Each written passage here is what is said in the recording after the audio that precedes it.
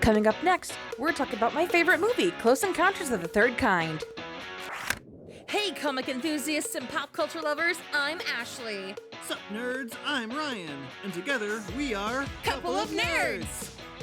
So today we're talking about something super special. We're talking about my favorite movie of all time, Close Encounters of the Third Kind. I really love this movie. There's so much going on in it.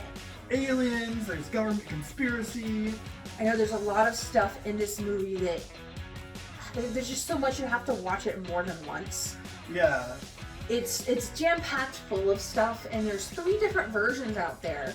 There's the original theatrical cut, there's the special edition, and the collector's edition. And fun fact, I have all 3 in a box set. Because I love this movie so much. It's so good.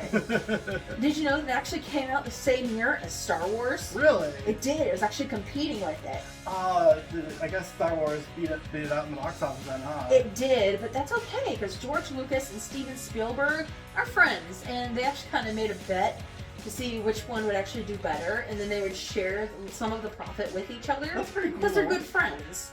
Because neither one of them knew if it was going to be a hit or not.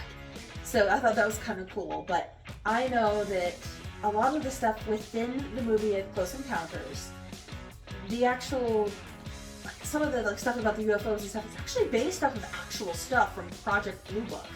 Alright, so what exactly is Project Blue Book?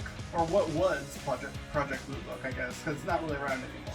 Well, it's actually part of the U.S. Air Force, and it was actually pertaining to UFO sightings way back into the 1950s and 60s.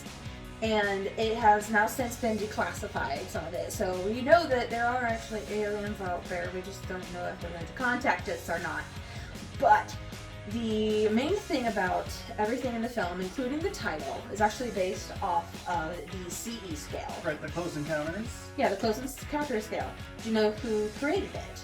Dr. J. Allen Hynek. Yes, and did you know he actually shows up in the film too? Yeah, he's got a powder blue suit, and I think he's smoking a pipe? Yeah, it's at the very end of the film where he's actually pushing some of the onlookers away so you can actually get a better look at the aliens coming out of the ship. So we finally got to see the aliens. Yes, and so the CE scale, the Close Encounter scale, goes Close Encounters of the First Kind, Close Encounters of the Second Kind, Close Encounters of the Third Kind, Close Encounters of the Fourth Kind, and Close Encounters of the Fifth Kind. Okay. So the Close Encounters of the First Kind, that's just seeing the UFOs flying. Yeah. Up in the air or wherever, or like underwater. That's the first kind. You could mistake something for a UFO. Yeah. Yeah. The Close Encounter of the Second Kind is physical evidence, like crop circles, or Property damage? property damage, or electronics freaking out, or being broken for some reason. You can prove that something was there. Yeah, it's actual physical evidence. The third kind is when you actually see an actual alien or the pilot of the UFO that you just saw. Yeah, if they come out the ship and they're looking at the crop circle they made. Yep. And the fourth kind is actually a little scary. That's actually the abductions.